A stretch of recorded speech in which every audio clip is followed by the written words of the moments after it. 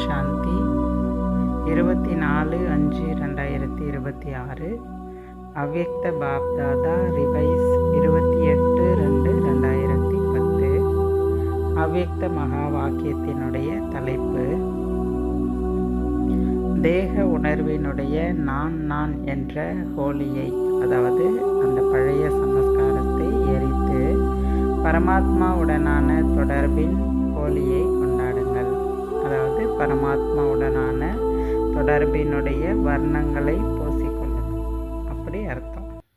தலைப்பில் பாபா என்ன விளக்கம் சொல்கிறாருன்னா, ஹோலி என்றாலே பழசை எரிப்பாங்க, பிறகு வர்ணங்களை பூசிப்பாங்க.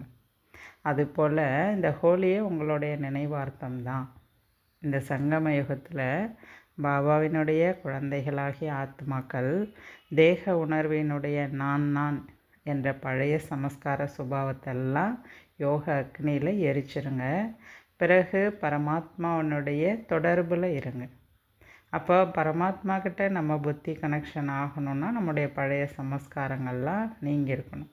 இப்போ பரமாத்மா கிட்ட நம்முடைய தொடர்பை ஏற்படுத்தும் போது அவரிடமிருந்து விதவிதமான தெய்வீக குணங்களினுடைய சக்திகளினுடைய சாயம், அந்த வர்ணமானது நம்ம மேலே நிரப்பப்படுது. அதனுடைய வெளிப்பாடு ஆத்மாக்கள் சதா ஊக்கம், உற்சாகம், குஷியில் இருப்பாங்க. இதுதான் ஹோலி. மேலும் ஆத்மா புனிதமடையுது. பரமாத்மா தொடர்பில் வரும்போது ஆத்மா என்ன ஆகுது? தூய்மையாகுது. இப்போ தூய்மையும் குறிக்கும் இந்த ஹோலி. இதை பற்றி தான் பாபா அன்னைக்கு முரளியில் சொல்கிறார். ஓம் சாந்தி. இன்று ஹோலியஸ்ட், மிக புனிதமான தந்தை தன்னுடைய ஹோலி புனிதமான குழந்தைகளோடு ஹோலி பண்டிகையை கொண்டாட வந்துள்ளார். நாலாபுறங்களிலும் மிகவும் தொலைவில் இருக்கக்கூடிய குழந்தைகள் அன்பால் பாப்தாதாவின் இதயத்தில் நிறைந்து கொண்டிருக்கிறார்கள். பாப்தாதா நாலாபுறங்களிலும் உள்ள குழந்தைகளின் நெற்றியில் பாக்கியத்தின் நட்சத்திரம் பிரகாசிப்பதை பார்த்து கொண்டிருக்கிறார். இத்தனை பெரிய பாக்கியம் முழு கல்பத்திலும் வேறு எவருக்கும் கிடைப்பதில்லை. இந்த சங்கம யுகத்தின் பிராப்தியின் ஆதாரத்தில் சங்கம யுகத்தில் குழந்தைகளுக்கு பாபா சிரேஷ்ட கர்மா கற்றுக் கொடுக்கிறார். அந்த உயர்ந்த செயல் செய்தனுடைய பலனினுடைய ஆதாரத்தில் குழந்தைகளாகிய நீங்கள் தான் இத்தனை சிரேஷ்ட பவித்திரமாக ஆகிறீங்க. அதாவது எதிர்காலத்தில் நீங்கள் இரட்டை பவித்திரதாரியாக ஆகிறீங்க, இரட்டை தூய்மையானவர்களாக ஆகிறீங்க. எப்படி? இந்த சங்கம யுகத்தில் நீங்கள் செய்யக்கூடிய உயர்ந்த முயற்சி, உங்களுடைய உயர்ந்த கர்மா உங்களை டபுள் பவித்திரதாரியாக ஆக்குது அப்படின்னு சொல்கிறார். ஆத்மாவும் தூய்மை, சரீரமும் தூய்மையாகுது. முழு கல்பமும் சுற்றி வந்து பார்த்தாலும் எந்த ஒரு தர்ம ஆத்மாவுக்கு கூட இவ்வாறு இரட்டை பவித்திரதாரியாக ஆகிறது கிடையாது. முழு காலசக்கரத்துலேயும் பாருங்கள், யாருமே உங்களை போல் இரட்டை தூய்மையானவர்கள் கிடையாது. ஆத்மா சரீரம் ரெண்டுமே யாருக்கும் தூய்மையாக அமையிறது இல்லை. ஆனால் உங்களுக்கு தான் அது பலனாக கிடச்சிருக்கு அப்படின்னு சொல்கிறார். குழந்தைகளாகிய நீங்கள் தான் இரட்டை பவித்திரதாரியாக ஆகிறீங்க. மேலும் இரட்டை தூய்மையின் அடையாளமாக இரட்டை கிரேடாதாரியாகவே ஆயிடுறீங்க. இதெல்லாம் எப்படி அடையிறீங்க அப்படின்னா, இந்த சங்கம யுகத்தில் பரமாத்மாவுடைய உங்களுடைய தொடர்பு. ஆத்மா பரமாத்மாவை சந்திப்பு செய்வதனால, அவருடைய தொடர்பில் இருக்கிறதுனால ஆத்மா டபுள் தூய்மையாகுது. ஆத்மா சரீரம் ரெண்டும் நீண்ட பிறவிக்கு தூய்மையானதாக ஆகுது. மேலும் தெய்வீக குணங்களாலும் சக்தியாலும் அந்த வர்ணங்களை பூசிக்குது. அப்போ அதனுடைய பலனா ஆத்மா சதா ஊக்கம், உற்சாகம், குஷியில் இருக்குது அப்படின்றத பாபா தெளிவுபடுத்துகிறார். இன்று அனைவரும் ஹோலி கொண்டாடுகிறார்கள். ஆனால் இந்த நேரத்தில் நீங்கள் இரட்டை ஹோலி, அதாவது இரட்டை தூய்மையானவர்களாக ஆகிறீங்க. அதன் நினைவார்த்தமாக தான் உற்சவ ரூபத்தில் ஹோலி கொண்டாடுகிறார்கள். இன்றைக்கி வெளி உலகத்தில் அவங்க ஸ்தூலமாக ஹோலி கொண்டாடுறாங்க. ஆனால் அது உங்களுடைய நினைவார்த்தம்தான். நீங்கள் தான் சங்கம யுகத்தில் டபுள் தூய்மையாளராக ஆகிறீங்க. அதுதான் உற்சவ ரூபத்தில் கொண்டாடப்படுது அப்படின்னு சொல்கிறாரு. உங்களின் ஒவ்வொரு அடியினுடைய மற்றும் வாழ்க்கையினுடைய மகத்துவம், அதாவது ஸ்ரீமத் படி செய்யும் ஒவ்வொரு செயலினுடைய மகத்துவத்தையும் உற்சவ ரூபத்தில் அவங்க கொண்டாடுறாங்க அப்படின்னு சொல்கிறார் பாபா. நீங்கள் இந்த சங்கமத்தில் ஒவ்வொரு நாளும் ஒவ்வொரு அடியிலும் ஊக்கம் மற்றும் உற்சாகத்தில் இருக்கின்றீர்கள். எனவே உங்களது ஊக்கம் உற்சாகத்தின் நினைவார்த்தம்தான் ஒரு உற்சவ ரூபத்தில் கொண்டாடப்படுகிறது. ஏன் இந்த ஊக்கமும் உற்சாகமும் இருக்குது? ஏனெனில் நீங்கள் பரமாத்மாவினுடைய தொடர்பினுடைய நிறத்தினால் பூசப்படுறீங்க, அவருடைய நிறத்தினால் நிரப்பப்படுறீங்க. அப்படின்னா என்ன? அவருடைய குணங்களாலும் சக்திகளாலும் நீங்கள் நிரம்ப பெற்றவர்களாக ஆகிறீங்க. ஆத்மா துக்கம் அசாந்தியில் போகிறதுக்கு காரணம் என்ன? பரமாத்மாவுடைய சக்தி அதுக்கிட்ட இல்லை, ஆத்மாவுடைய உண்மையான குணங்களின் வெளிப்பாடு இல்லை. எப்போ பரமாத்மாவுடைய தொடர்பில் ஆத்மா வந்துடுதோ அப்போ ஆத்மாவுக்குள்ளே பாபாவுடைய குணங்கள் சக்திகள் நிரம்பும்போது ஊக்கம் உற்சாகத்தில் வந்துடுது. அது இந்த சங்கம யுகத்தில் தான் நடக்குது அப்படின்னு சொல்கிறார். எனவே உங்களுடைய ஒவ்வொரு அடியையும் உற்சவ ரூபத்தில் கொண்டாடுகிறார்கள். அவங்க கொண்டாடுறது எல்லாமே உங்களுடைய ஒவ்வொரு ஸ்டெப், உங்களுடைய ஒவ்வொரு அடி, ஒவ்வொரு முயற்சி தான் எதிர்காலத்தில் அவங்க பண்டிகையாக கொண்டாடுறாங்க. உங்கள் மனநிலை தான் எல்லாமே அப்படின்னு சொல்கிறார். தற்போது ஹோலியில் முதலில் எரிக்கிறார்கள், பிறகு கொண்டாடுகிறார்கள். நீங்களும் கூட சங்கமத்தில் உங்களுடைய பழைய சமஸ்காரங்களையும் சுபாவங்களையும் யோக அக்னியில் எரிக்கிறீர்கள். ஏனெனில் உங்களுடைய பழைய சமஸ்காரங்களை எரிக்காமல் பரமாத்மாவுடைய சங்கத்தின் நிறம் ஒட்டவே முடியாது. தேக உணர்வினுடைய பழைய சமஸ்காரத்தை எரிக்காமல் நான் ஆத்மா அந்த உணர்வுக்கு வராமல் பாபாவுடைய தொடர்பு என்பது உங்களுக்கு ஏற்படவே முடியாது. பாபாவுடைய அந்த நிறங்கள் உங்கள் மேலே பூச முடியாது. அப்படின்னா நான் பாபாவை நெருங்கவும் முடியாது. அவருடைய சக்திகளாலும் குணங்களாலும் ஆத்மா நிரம்பாதுன்னு சொல்கிறார். எப்போ தேக உணர்வினுடைய அந்த நான் தேக அபிமானம் எல்லாத்தையும் மறந்துட்டு ஆத்ம அபிமானியாகி பாபாவை நெருங்குறீங்களோ அப்போ அவருடைய சக்திகள் குணங்கள் அனைத்தும் உங்கள் மேலே நிரப்பப்படும் அப்படின்னு சொல்கிறார்.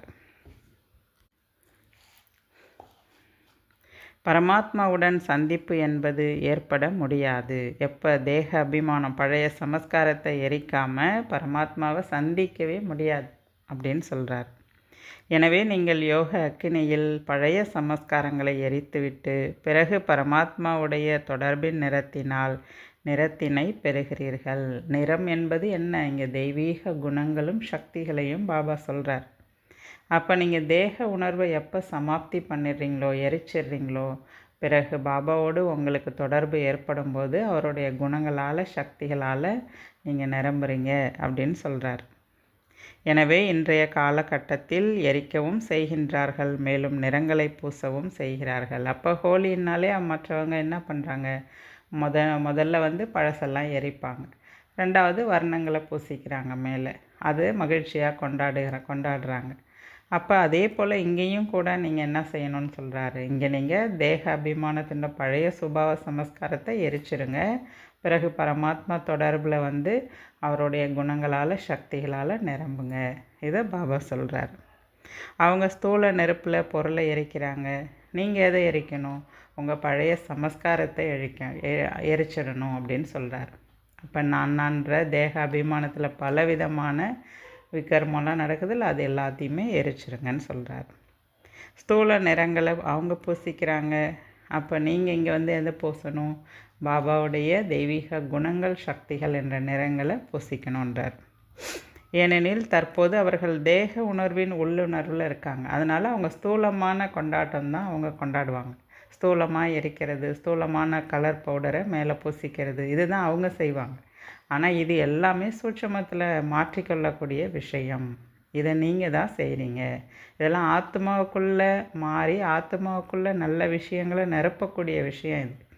ஆனால் அது உடல் உணர்வில் இருக்கிறதுனால அவங்க ஸ்தூலமாக வர்ணங்களை பூசிக்கிறாங்க அப்படின்றத பாபா சொல்கிறார். நீங்கள் பவித்திரமாக ஆகின்றீர்கள், அவர்கள் ஹோலியை கொண்டாடுகிறார்கள். முழு கல்பத்திலும் யாரும் ஆன்மீக ஹோலி கொண்டாடி இரட்டை பவித்திரதாரியாக ஆகவே கிடையாது. எனவே நீங்கள் எங்கிருந்து வந்திருந்தாலும் பரமாத்மாவின் சங்கத்தின் வந்துள்ளீர்கள், பரமாத்மாவின் தொடர்பில் ஹோலியை கொண்டாட வந்துள்ளீர்கள். ஹோலி என்பதற்கு நடந்துவிட்டது, அதாவது முடிந்துவிட்டது என்று ஒரு பொருளை நீங்களும் சொல்கிறீங்க. எனவே நாடகத்தின்படி எது நடந்துவிட்டதோ அதை ஹோலி அப்படின்னு சொல்கிறாங்க, கடந்த காலம் அப்படின்னு சொல்கிறாங்க. அதாவது முடிஞ்சது முடிஞ்சிருச்சு. எந்த ஒரு வீணான விஷயங்களையும் சிந்தனையில் கொண்டு வராதீர்கள். முடிந்ததை முடிந்ததாக எண்ணி கொண்டாடப்படும் ஹோலியை தானே நீங்கள் கொண்டாடிட்டுருக்கீங்க. நடந்து முடிஞ்சதுக்கெல்லாம் முற்றுப்புள்ளி வைக்கக்கூடிய ஒரு ஹோலி தானே கொண்டாடுறீங்க அப்படின்னு சொல்கிறார். ஏனெனில் அனைவரும் ஹோலி அதாவது பவித்திரமாக ஆகுவதற்கான முழு புருஷார்த்தம் செய்து பவித்திரதாவை தாரணை செய்துள்ளீர்கள். நம்ம தூய்மை ஆகுவதற்கு தான் பாபாவினுடையவர்களாக இருக்கிறோம், புருஷார்த்தம் செய்கிறோம். அதனால தான் எதிர்காலத்தில் உங்களுக்கு இரட்டை பவித்திரதாவின் அடையாளமாக இரட்டை கிரீடம் உங்களுக்கு காட்டுறாங்க அப்படின்னு பாபா சொல்கிறார். இன்று குழந்தைகளாகிய நீங்கள் ஒவ்வொருவரும் எதை எரித்துவிட்டு செல்வீர்கள்? அப்போ ஹோலின்னா எதையாவது எரிக்கிறாங்க அவங்க. அதே போல் இங்கே நீங்கள் இருந்து கிளம்பும்போது எதை எரிச்சிட்டு போக போகிறீங்க? பாப்தாதா கேள்வி கேட்குறார். பாப்தாதா அவருடைய ஜென்மதினத்தன்று வீட்டு பாடம் ஹோம்ஒர்க் கொடுத்துருந்தார். என்ன ஹோம்ஒர்க் கொடுத்துருந்தாரு? எல்லாரும் பாபாவுக்கு உங்களுடைய கோபத்தை பரிசாக கொடுத்துருங்க அப்படின்னு பாபா கேட்டிருந்தார். அதற்கான முடிவுகள் சில குழந்தைங்க பாபாவுக்கு சமர்ப்பணம் பண்ணியிருக்கிறாங்க. அந்த முடிவுகளை பாப்தாதாவும் பார்த்தார். குழந்தைகள் எங்கெல்லாம் கவனம் செலுத்திருக்கிறாங்க அப்படிங்கிறதையும் பாப்தாதா பார்க்குறார். நீங்களும் கூட உங்கள் முடிவுகளை பார்த்துருப்பீங்க. நீங்கள் உங்களை சுய பரிசோதனை செஞ்சு பார்த்துருப்பீங்க. எப்படி கோபம் வர வேண்டிய சுச்சுவேஷனில் பாபாவுக்கு கொடுத்த பரிசு அதை நமக்கு நடைமுறைப்படுத்தக்கூடாது என்ற எச்சரிக்கை சில குழந்தைங்க வெளிப்படுத்தியிருக்கிறத பாப்தாதா பார்க்குறார். யாரெல்லாம் வெற்றி அடைஞ்சிங்க, யாரெல்லாம் சூழ்நிலை அப்போ தோல்வி அடைஞ்சிங்க, இதெல்லாம் பாப்தாதா கேட்குறாரு. வெற்றி அடைந்த குழந்தைகளுக்கு வாழ்த்துக்களையும் பாப்தாதா சொல்கிறார். அதை நடைமுறைப்படுத்தணுன்னா நீங்கள் தைரியம் என்ற ஒரு அடி எடுத்து வச்சா பாபா என்ன பண்ணுவார்? அவருடைய உதவி உங்களுக்கு கிடைக்கும். எந்த ஒரு காரியத்தையும் பாபா எந்த ஒரு விஷயத்த சொல்கிறாருன்னா அதை செய்யறதுக்கான ஒரு திடத்தன்மை நீங்கள் கொண்டு வரணும். நீங்கள் ஒரு ஸ்டெப் எடுத்து வச்சா அதை நடைமுறைப்படுத்துவதற்கான பலத்தை பாபா நமக்கு கொடுத்துருவார். அதனால் கோபத்தின் மீது வெற்றி அடைவதற்கான அந்த சக்தி பாபா நமக்கு கொடுப்பார். ஆனால் அதை என்னால் முடியும், அதை செய்தே காட்டுவேன், அது மாதிரி நம்ம தான் அந்த உறுதித்தன்மையை கொண்டு வரணும் பாப்தாதா சொல்கிறார். சிவத்தந்தையோ நிராகாரமாக இருக்கின்றார். ஆனால் பிரம்மா பாபா உங்களைப் போன்றே சாகாரமானவர், உங்களைப் போன்றே பொறுப்புகளின் கிரீடம் அணிந்தவர். இருப்பினும் எப்போதும் புன்னகையோடு கூடிய மகிழ்ச்சியான முகம் கொண்டவர். பாருங்கள், நீங்கள் எல்லாம் கோபத்தை வெல்வதற்கு எவ்வளோ டைம் கேட்குறீங்க, எவ்வளோ டைம் எடுக்குது. ஆனால் உங்களை போல் புருஷார்த்தி தானே பிரம்மா பாபாவும். சிவபாபாவுக்கு அது உடல் இல்லை, ஆனால் பிரம்மா பாபா உங்களை போல் உடலில் இருந்தவர் தானே. அவர் எப்படி எல்லா சூழ்நிலையிலும் ஒரே மாதிரி இருந்தார், புன்னகையோடு இருந்தார்.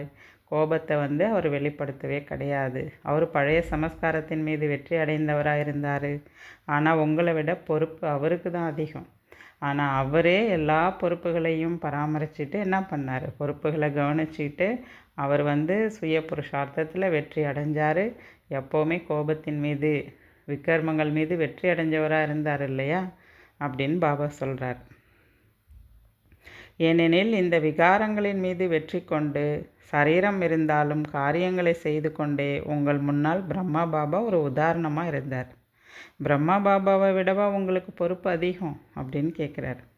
பிரம்மா பாபாவின் பொறுப்புக்கு முன்னால் உங்களுடைய பொறுப்பு ஒன்றுமே கிடையாது. இப்படி சின்ன சின்ன பொறுப்புகளை வச்சுருக்க உங்களுக்கு இவ்வளோ டைம் எடுக்குது. எவ்வளோ பொறுப்புகளை பார்த்துட்டு இருந்தாலும் அவர் பாபாவுடைய ஒவ்வொரு ஸ்ரீமத்தையும் எப்படி அப்ளை பண்ணார், அவருடைய வாழ்க்கையில் எல்லா விஷயங்களையும் கரெக்டாக பண்ணார் அப்படின்னு சொல்கிறார். கடைசி வரை பார்த்தால் கர்மாதீத் அதிர்வலைகள் மூலம் அவர் அவ்வியக்த ஃபரிஸ்தாவாகவே ஆகினார். எனவே பாப்தாதாவிற்கு கொடுத்த பரிசை மீண்டும் எடுத்துக்கொள்ள மாட்டீங்க தானே? என்ன பரிசு பாப்தாதாவை கொடுத்துருக்கீங்க? கோபத்தை பரிசாக கொடுத்துட்டீங்க. இனிமேல் மீண்டும் உங்ககிட்ட அது வரக்கூடாது. பாபாவுக்கு கொடுத்த பொருளை திரும்ப எடுக்கக்கூடாது அப்படின்னு சொல்கிறார். காரிய விவகாரங்களில் வரும்போது ஆங்காங்கே சூழ்நிலை அவ்வாறு உருவாகின்றது. அதாவது கோபப்படும்படியான சூழ்நிலை உருவாகிறத பாப்தாதா பார்க்குறார். அநேகர் தங்களுடைய ரிசல்ட்டில் எழுதியிருந்தாங்களாம், பாபா அந்த நேரம் நாங்கள் குரலை உயர்த்தி பேச வேண்டியதாக இருக்குது. அதாவது அந்த மாதிரி வேகமாக பேசினா தான் அங்கே அவங்க கொஞ்சம் அடங்குவாங்க, அதனால் அப்படி பேச வேண்டியதாக இருந்தது அப்படி சொல்கிறாங்களாம். மனோநிலையில் சற்று வேகம் வந்து விடுகிறது. ஆனால் எப்பொழுது அப்படிப்பட்ட விஷயங்கள் உங்கள் முன்னால் வருகிறதோ அப்பொழுது தான் நீங்கள் வெற்றியாளர் ஆகுவதற்கான வாய்ப்பு என்பது இருக்குது. அங்கே தான் உங்களுக்கு டெஸ்ட் பேப்பரே, அங்கே தான் நீங்கள் வெற்றி அடையணும். சூழ்நிலை வரதான் செய்யும், விஷயங்கள் வரதான் செய்யும், ஆனால் அதன் மீது வெற்றி அடையிறது தானே உங்களுடைய வேலை. அந்த இடத்துல ஞானத்தை பயன்படுத்துறது, ஞானத்தை வெளிப்படுத்தணும், ஞான ஆயுதத்தை அங்கே நீங்கள் பயன்படுத்தணும் அப்படின்னு பாபா சொல்கிறார். விஷயங்களினுடைய வேலை வருவது, ஆனால் விஷயங்களை கடந்து வெற்றியாளராகுவது உங்களுடைய வேலை. அந்த இடத்துல ஞானத்தை நீங்கள் பயன்படுத்தணும், பயன்படுத்தி அமைதியாக போகணும், கோபப்படக்கூடாது அப்படின்னு சொல்கிறார். எனவே இது உங்களுக்கு பிடிச்சிருக்கா? அப்போ கோபத்துக்கு விடை கொடுத்துட்டு போயிடுவீங்களா? இங்கேருந்து போகும்போது பழைய சமஸ்காரத்தை நம்ம எரிச்சாதான் நம்ம ஹோலி புனிதமானவர் ஆக முடியும், பாபாவுடைய விதவிதமான வர்ணங்களை பூசிக்கொள்ள முடியும். ஆக இந்த கோபத்துக்கு முதல்ல விடை கொடுங்க அப்படின்னு சொல்கிறார். சதா காலத்திற்காகவா அல்லது 3 மாதங்களுக்கு நீங்கள் கோபத்துக்கு விடை கொடுப்பீங்களா? பாபா 3 மாதத்துக்குள்ளே முடிங்கன்னு சொன்னார். சரி, இந்த 3 மாதத்துக்கு மட்டும் நான் அப்படி இருக்கிறேன், அப்படி இருக்க போகிறீங்களா, இல்லை சதா காலத்துக்கு கோபத்துக்கு விடை கொடுத்துருவீங்களா அப்படின்னு கேட்குறார். எவ்வளோ காலத்திற்கான தைரியம் உங்கள்கிட்ட இருக்குது? கோபத்தை சதா காலத்திற்காக வெல்வது என்பது கடினம் கிடையாது. நீங்கள் முயற்சி செஞ்சால் முடியும். நடந்தே தீர வேண்டும் என்று கருதுபவர்கள் கையை உயர்த்துங்க. இது நடந்தே தீர வேண்டும். பாப்தாதா மகிழ்ச்சியாக இருக்கிறார். உங்களுடைய இறுதி பிறவியில் கூட உங்கள் மகிமை என்னன்னு பாடப்படுகிறது தெரியுமா? சர்வகுண சம்பன்ன சம்பூர்ண நிர்விகாரின்னு தான் உங்களை பார்த்து பாடுறாங்க அப்படின்னு சொல்கிறார். தற்போதைய சங்கம யுகத்திற்கான மகிமையாகும். பாப்தாதாவின் இதயத்தில் ஒரு விசேஷமான ஆசை இருக்குது. அந்த ஆசையை சொல்லட்டுமா அப்படின்னு கேட்குறார். பாப்தாதா இப்பொழுதிலிருந்து ஒவ்வொரு குழந்தையையும் எப்போதும் மலர்ந்த ரோஜா மலராக பார்க்க விரும்புகிறார். அதிர்ஷ்டசாலியாகவும் மகிழ்ச்சியானவர்களாகவும் இருங்கள். எப்போவுமே மலர்ந்த ரோஜாவாக இருக்கணும், முகமலர்ச்சியோடு இருக்கணும். இந்த விஷயங்கள் வருது, அந்த நேரம் கோவப்பட்டேன், ஆவேசப்பட்டேன், உங்கள் முகம் எப்படி இருக்கும்? அதை பார்க்க பாபாவுக்கு விருப்பம் இல்லை. நீங்கள் எப்போவுமே கோபத்தை வென்றவர்களாக இருக்கணும், மன மகிழ்ச்சி உடையவராக இருக்கணும் அப்படின்னு சொல்கிறாரு. விஷயங்கள் வரும் தான், இதை புரிஞ்சுக்கங்க. விஷயங்கள் வரும், ஆனால் தன்னுடைய லட்சியத்தை லட்சணத்தில் கொண்டு வாங்க, பயப்படாதீங்க. லட்சணம் உயர்ந்ததாக இருக்கணும் அப்படின்னு சொல்கிறார். பிரம்மா குமாரிகள் தூய்மையை பற்றி அதிகம் கற்பிக்கிறார்கள் என்று இப்பொழுது சொல்வது போல, அதே பிரம்மா குமாரிகள் கோபத்திலிருந்து விடுபட வைக்கிறார்கள் என்பது பிரபலமாக வேண்டும். இது பாபாவுடைய ஆசை. தூய்மைன்னு பிரம்மா குமாரிகள் வெளிப்படுத்திட்டு இருக்காங்க அப்படின்னு தூய்மைக்கான மகத்துவம் முக்கியத்துவம் கொடுக்குறாங்க. தூய்மையை பற்றி தான் அங்கே வகுப்பு அப்படின்றது போல் கோபத்தை கூட வெளில வைக்கிறாங்க அவங்க அப்படின்றதையும் நீங்கள் பிரபலமாக்கணும்னு சொல்கிறார். ஏனெனில் அனைவருமே ஆசைப்படுவது என்னன்னா கோபத்திலிருந்து விடுபடணும். இந்த கோபம்தான் மன அழுத்தத்துக்கு ஆளாக்குது. அப்போ எங்களுக்கு கோபமே வராத அளவுக்கு எங்களுக்கு பயிற்சி கொடுங்க, எங்களுக்கு கோபம் வரக்கூடாது அப்படின்னு இந்த கோபத்தை வெல்வதற்கு வழி என்ன சொல்லிக் கொடுங்க அப்படின்னு அவங்க உங்கள்கிட்ட கேட்கணும். உங்கள் மூலமாக அதன் அனுபவத்தை பெற்று செல்லணும் அப்படின்னு சொல்கிறாரு. மன அழுத்தம் உருவாக்குவதால் அனைவரும் கோபத்திலிருந்து விடுபட தான் விரும்புகிறாங்க. ஆனால் அதற்கான வழி அவங்களுக்கெல்லாம் தெரியாது. முன்பெல்லாம் என்ன சொன்னாங்க? நீங்கள் தூய்மைன்னு சொல்லிகிட்டு இருக்கீங்க, தூய்மையை கடைபிடிக்கிறது சாத்தியமே இல்லை அப்படின்னு சொன்னாங்க. ஆனால் இப்போ பிரம்மா குமாரிகள் அதை அழகாக நடைமுறைப்படுத்தி காட்டினதை நேரடியாக பார்க்குறாங்க. ஆக இவங்களால் முடியும் அப்படின்ற ஒரு நம்பிக்கை மனிதர்களுக்கு மத்தியில் வந்துருச்சு. பிரம்மா குமாரிகள் இப்படிப்பட்ட சாதனை செய்யக்கூடியவர்கள் அப்படின்ற மகிமை வந்துருச்சு. இவர்களால் தூய்மையை கடைபிடிக்க முடியும் அப்படின்னு அவங்களாம் நம்ப ஆரம்பிச்சிட்டாங்க. அதே போல் பிரம்மா குமாரிகள் கோபத்தை வென்றவர்கள் நம்மளையும் கோபத்தை வெல்ல வைப்பாங்க. அப்படி ஒரு நம்பிக்கையை நீங்கள் ஏற்படுத்துங்க அப்படின்னு பாபா சொல்கிறார். அதே போல் இந்த ஆண்டு கோபத்தை நீங்கள் வெல்ல முடியும். அது கடினமல்ல என்ற அலையை நீங்கள் அனைவருக்கும் பரப்புங்கள். கோபத்தை வெல்லுவது ரொம்ப சகஜம் அப்படின்னு மனிதர்களும் நம்ப ஆரம்பிக்கணும். இத்தகைய அனுபவத்தின் உதாரணங்களை நடைமுறை வாழ்க்கையில் கொண்டு வாருங்கள். பாப்தாதா பார்த்தாரு, அநேக குழந்தைகள் காரியங்கள் செய்து கொண்டே கோபத்தின் மீது வெற்றி பெற்றவர்களாக ஆகியிருக்கிறார்கள். அப்படிப்பட்ட உதாரணங்கள் உங்கள் குடும்பத்திலும் பிராமண குடும்பத்திலும் உருவாகி இருக்கிறது. எனவே இந்த வருடத்தில் நீங்கள் என்ன செய்ய போகிறீங்க?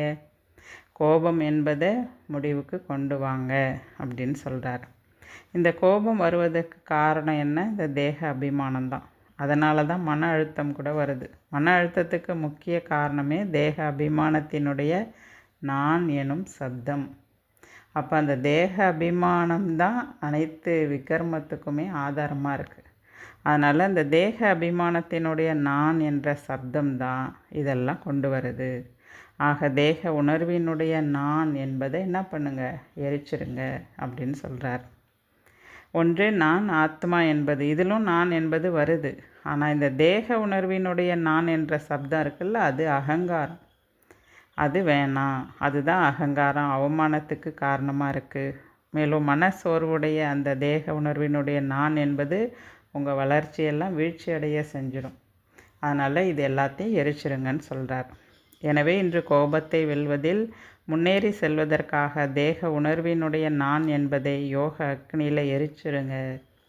அநேக விதமான நான் என்பது இருக்குது. தேக அபிமானத்தின் ஆதாரத்தில் அநேக விதமான நான் என்பதை நீங்கள் பயன்படுத்துகிறீங்க. அது எல்லாத்தையுமே யோக அக்னியில் எரிச்சிருங்க.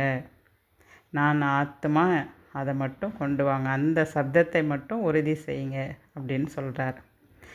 எனவே இந்த நான் என்பதை முடிவுக்கு கொண்டு வர இன்று உங்களுக்கு ஒரு சங்கல்பம் உங்களுக்குள்ளேயே நீங்கள் உறுதிமொழி எடுத்துக்கோங்க அப்படின்னு சொல்கிறார். எனவே நீங்கள் ரயிலில் போனாலும் சரி, விமானத்தில் போனாலும் சரி, இந்த சுமையை இங்கேயே எரிச்சிட்டு போயிடுங்க. இந்த தேக அபிமானத்தினுடைய நான், கோபத்தை, இதெல்லாம் இந்த பழைய சமஸ்கார சுபாவத்தெல்லாம் இங்கேயே யோக அக்னியில் எரிச்சிட்டு போங்க அப்படின்னு சொல்கிறார். நீங்கள் குழந்தைங்க தைரியம் வச்சிங்கன்னா பாபாவுடைய உதவி இருக்கவே இருக்குது உங்களுக்காகவே. அவருடைய உதவி மூலமாக சகஜமாக உங்களால் நடைமுறைப்படுத்திடலாம், வெற்றி அடையலாம் அப்படின்னு பாபா சொல்கிறார்.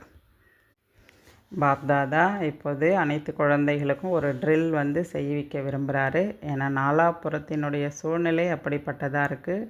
எங்கே பார்த்தாலும் ஏதாவது ஒரு சூழ்நிலை இருக்க தான் செய்யுது. இப்படி நாலாபுறங்களிலும் இருக்கக்கூடிய சூழ்நிலைகளுக்கு இடையே ஆத்மாக்கள் நீங்கள் இருந்து கொண்டு உங்களால் ஒரு நொடியில் ஒருநிலைப்பட்ட மனோநிலையில் இருக்க முடியுமா?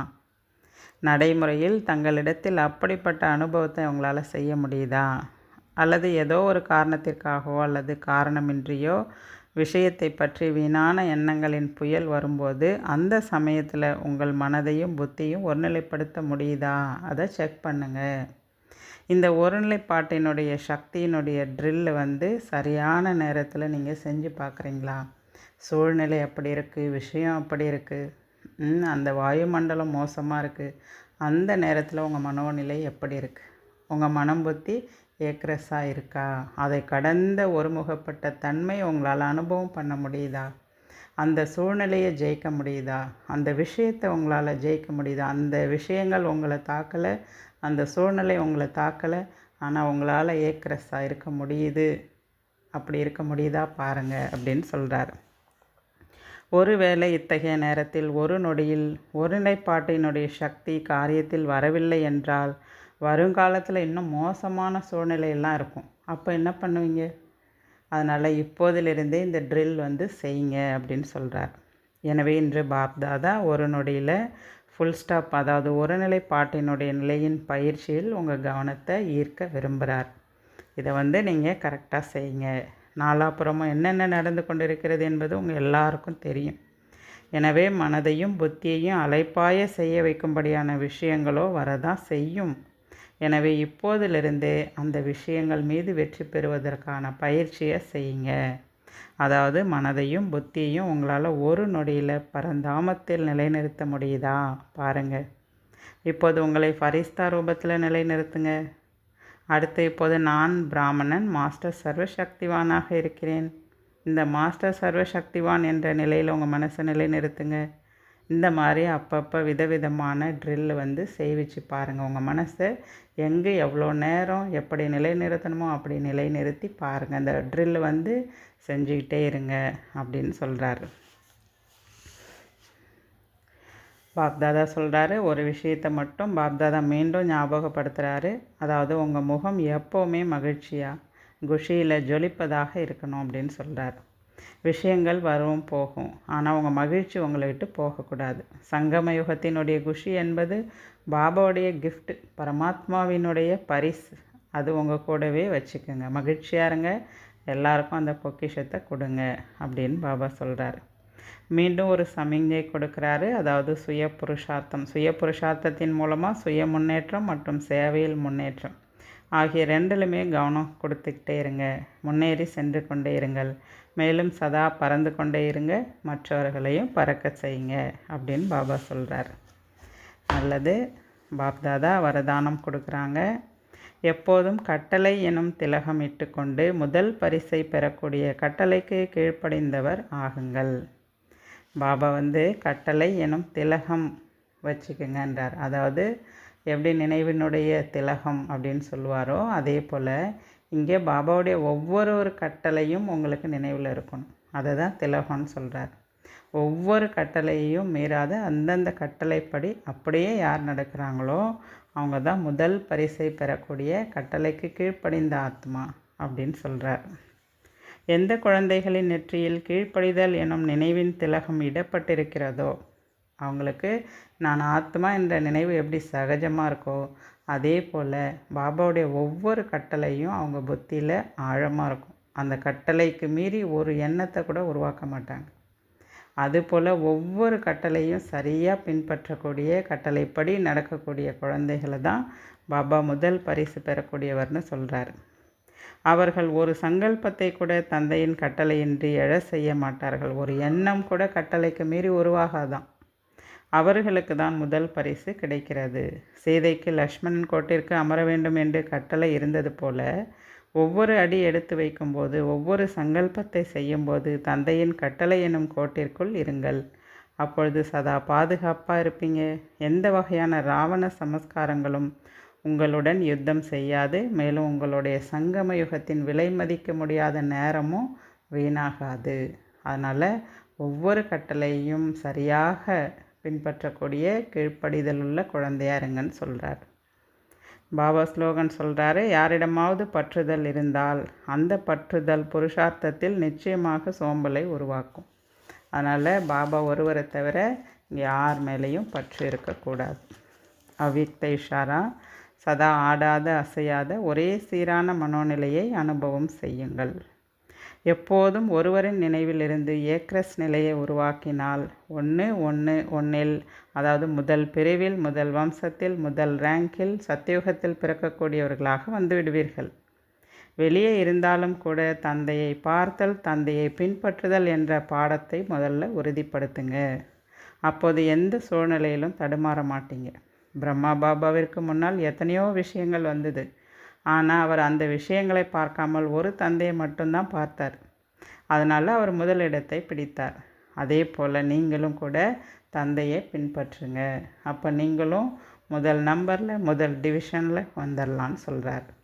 நல்லது. ஓம் சாந்தி.